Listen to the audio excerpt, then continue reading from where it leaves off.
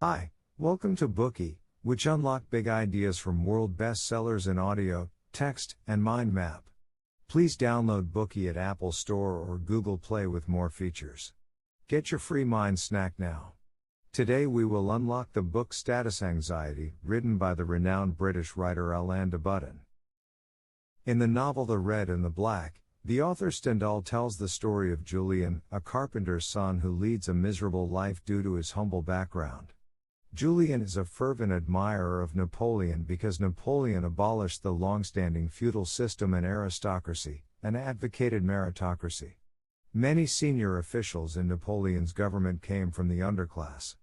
Julien dreams of following in the footsteps of his hero with his intelligence and abilities. However, Julien lives in the time of the Restoration, an era in which there was rigid social stratification. It was hardly possible then for ordinary people to improve their social status.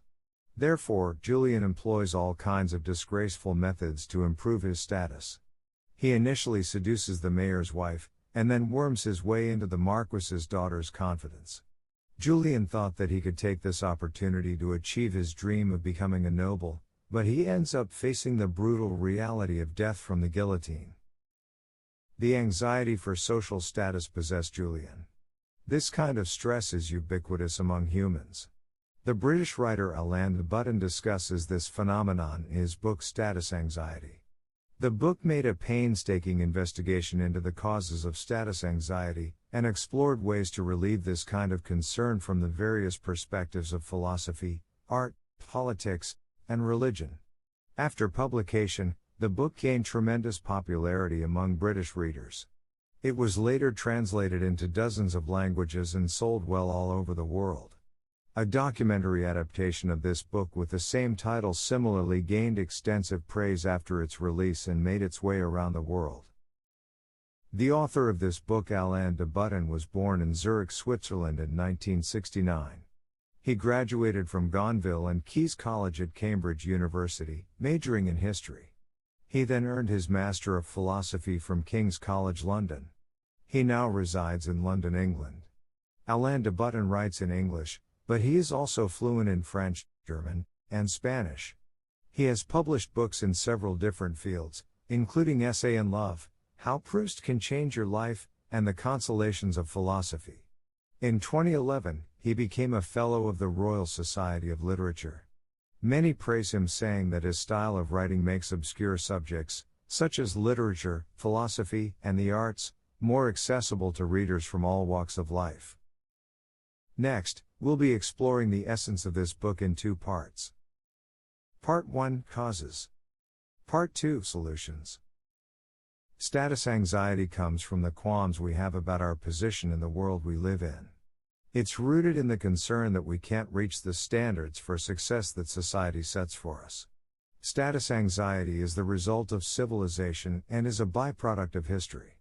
Alain De Botton puts forward 5 causes of such anxiety. Let's examine them one by one. The first cause is lovelessness.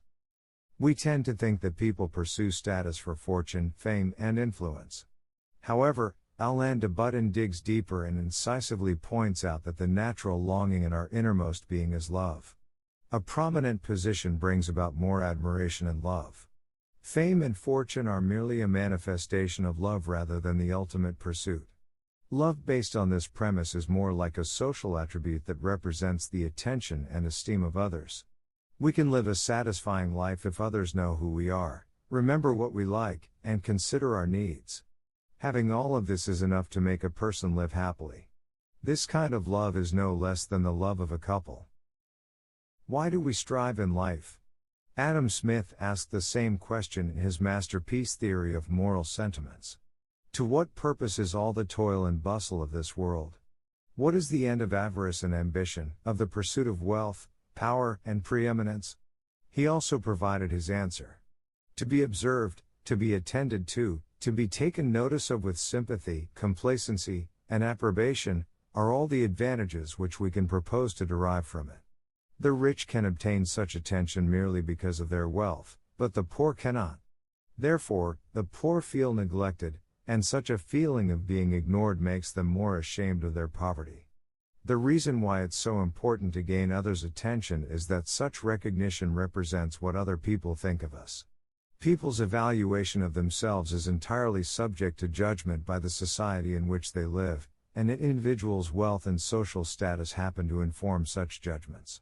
As a result, people want to clutch this golden key that opens up the palace of love and positive judgments. This is why people long for a prominent social standing, and this longing manifests in status anxiety. The second cause is snobbery. When one is still in their infancy, even though they cry and scream and have nothing, they are still the center of attention. The people around the infant always offer them unconditional love. However, if a grown person is capricious or penniless, those around will not be so indulgent. One can receive voluntary and spontaneous love from others when they're young, but as we get older we need to trade achievements for love.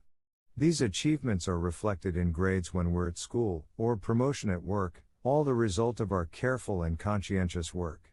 If you can't obtain these, you will end up being overlooked by the people around you, which is enough to give you pain. We have to earn ourselves a place in the world, which is full of snobs. And these snobs are the main reason for our status anxiety. The term snob here needs further elaboration. A snob is a word with an extremely disapproving connotation. It describes a person who despises and rebuffs those regarded as inferior, while admiring and flattering those in the higher classes. The most apparent distinction is that snobs discriminate against those they perceive as inferior. And worse, they equate people's social status with their personal value. From snobs' perspectives, only people with wealth and fame have good character and values, and conversely, impoverished people from a more humble background must be shameful and worthless. When coming into contact with snobs, we may feel angry, depressed, insignificant, even though we may possess many merits, such as wisdom, diligence, and a kind heart. As long as we lack an approbatory social status, snobs will deny our values and disregard our existence. Snobbishness is everywhere in our society, and snobs make up a substantial social group. The reason for the prevalence of snobbishness is the fear that everyone possesses in their innermost being. What lies behind their arrogance and prejudice is a deep-seated fear. And this kind of thinking is passed down to successive generations. Elders instill such values to their sons and daughters, and telling them that it is a tragedy to be in the lower class. Consequently, the next generations will consider belonging to a higher status as a sign of eminence and nobility. Knowing this can help us better understand the source of arrogance of European aristocrats throughout history. We can get a glimpse of such a phenomenon in the movie Titanic, where Rose's mother incessantly instills such an idea into Rose. In actuality, a person who is genuinely confident about their status will not regard belittling others as a good thing. Only those who are afraid that they are inferior to others will try to lift themselves up by dwarfing others. Although young generations are more inclined to reject snobbishness, it is hard for them to throw off this shackle, because snobbishness is a pervasive social malady.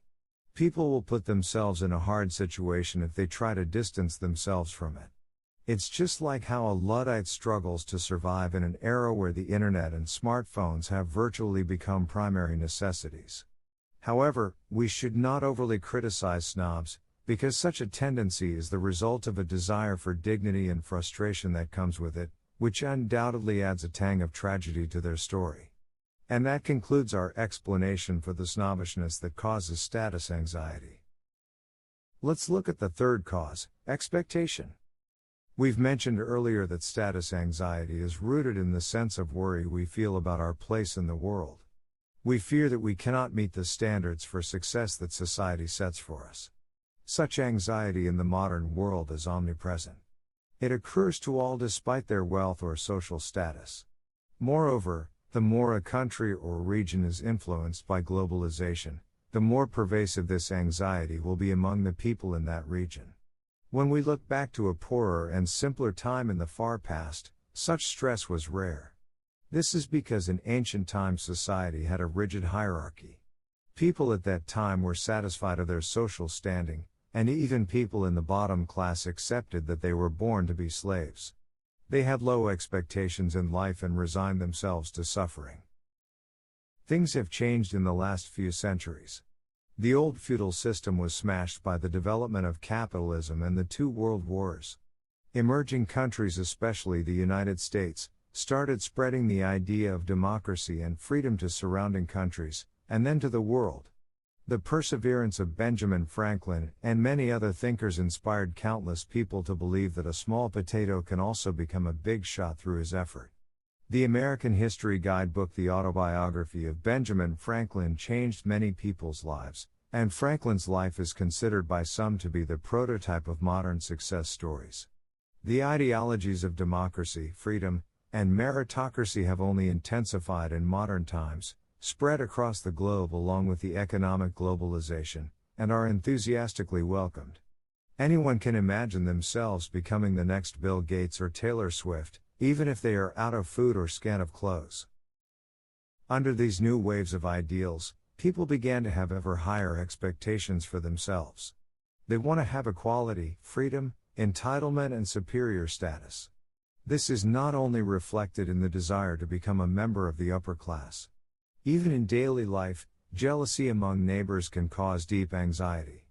People don't have as strong a feeling about a stranger having $1 billion, but they cannot stand an acquaintance who is even a little more than them, even if it's their close friend. People are afflicted by jealousy, because they fear others becoming superior to them. Expectations are often more than real needs, and many people are continually dissatisfied with their current situation and feel their dreams are unfulfilled. Therefore, a haunting sense of anxiety becomes the price we pay. As a result, this is the third cause of status anxiety, expectation. The fourth cause is meritocracy. At the beginning of this bookie, we have pointed out that the impact of poverty on self-esteem will to an important extent be decided by the way that poverty is interpreted and accounted for by the community. In modern society, explanations for the cause of poverty are often critical, which makes people feel embarrassed and anxious, because their humble status is often interpreted as a lack of effort or even laziness by others. In the pre-modern society, religious, literary, artistic, and philosophical people were committed to promoting and respecting social values. As a result, people were comforted spiritually and able to cast off much anxiety. In the Middle Ages and even earlier, religion divided humans into three categories: the clergy, aristocrats, and peasants. This was widely accepted to be the will of God. Different social classes are interdependent. So even if people were poor, back then it was not considered to be their fault. The poor made significant contributions to society and deserved to be respected. Moreover, religion warned that the poor would be the first to enter heaven, while the rich would have a much more difficult time getting in because of their greed. Later on, some thinkers represented by Jean-Jacques Rousseau incisively warned the world that the affluents are corrupted and degraded. They plunder the poor to achieve their wealth. A century after the publication of Rousseau's Discourse on the Origin of Inequality, Karl Marx argued that exploitation by capitalists would result in poverty. These thinkers further drilled down the idea that the humble were worthy of respect, while the rich may be despicable. However, the 18th century saw the rise of a new school of thought that was symmetrically opposed to what we just discussed. It stressed that it is the upper crust that made the real contributions to society. Both David Hume's A Treatise on Human Nature and Adam Smith's Inquiry into the Nature and Causes of the Wealth of Nations defended the social function of the rich to no small extent. They argued that the planning and allocation of social resources by the rich not only brought fortune for themselves, but also benefit society. In the feudal era, the ineffective and incompetent children of prominent families would still occupy important governmental posts. But under the rule of Napoleon, people competed fairly based on talent to secure these posts, and this concept of meritocracy was adopted by his successors. From then on, people started to value talent, learning, and education. Slowly but surely, meritocracy and elite education became established in society. Tremendous progress was made in meritocracy in the 19th and 20th century. Since then, the United States has been the world leader in elite education. Assessment systems for university admission came into being, and the Equal Opportunities Commission was also established. That is the national employment system aiming to replace ignorant and incompetent officials with a new elite. Worship of the elite class quietly changed people's view on the morality previously associated with the rich and poor. Under these circumstances, lower classes could obtain social status through fair competitions, such as getting admitted into an elite university. Even so, many people still struggle with poverty.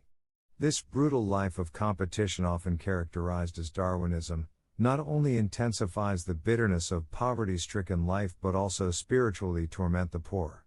The more prevalent the elite worship culture is, the more intense the status anxiety will be. Nowadays, people have started to reflect on such a phenomenon. The book Excellent Sheepwich Summary is available on our platform, pierces the dilemma of the American elite education system. All these social phenomena led Alain De Botton to draw the conclusion that meritocracy leads to status anxiety and a feeling of anguish in those living in poverty. Now that we have a rough idea of how meritocracy leads to status anxiety, let's dive into the last cause, dependence. In traditional society, it was family lineage that determines one's social status. As a result, it was hard to improve one's social standing. Modern society has abolished such a rigid hereditary system, and has made personal achievement the defining aspect of our social status. However, individual gains are limited by many uncertain factors. These constraints lead to our status anxiety. Alain De Botton summarizes the dependence on these uncertain factors into 5 points. The first is the dependence on talents that can't be summoned at will. If you want to be successful and obtain an enviable social status, you must be able to showcase your talent in the right place at the right time. However, we can't always grasp when and how we can put our best foot forward. The second is the dependence on luck. Under certain circumstances, people owe their social status to good luck, and yet they can also attribute blame to bad luck when they lose power and status. However, people are becoming more rational and refuse to use luck to explain these changes. At the same time, people become more anxious without such an explanation. The third is the dependence on the employer. Most people work for an employer. Different employers have different ways of implementing work processes, management styles, and reward and penalty system. One can enjoy their life only if they can live according to their own rhythm and will, rather than being dictated by an employer. But this is a challenging goal to achieve in modern society. The fourth is being dependent on an employer's profitability. The stability of a job comes from the profitability of the company. Employees may get laid off as the company cuts costs due to making low or no profit. Commodities in modern society have a short life cycle, and the uncertainties around the success of the company's products have a direct impact on employees, chronically challenging their mental stability. The last one is the dependence on the global economy. Economic fluctuation determines that things may go contrary to our wishes. Having constant anxiety is not hysterical thinking, it is a normal reaction to the threats of the economic environment. That concludes part 1, in which we mainly discuss the 5 causes of status anxiety. They are lovelessness, snobbery, expectation, meritocracy, and dependence. Today we are just sharing limited content. To unlock more key insights of world-class bestseller, please download our app. Just search for BOOKEY at Apple Store or Google Play. Get your free mind snack now.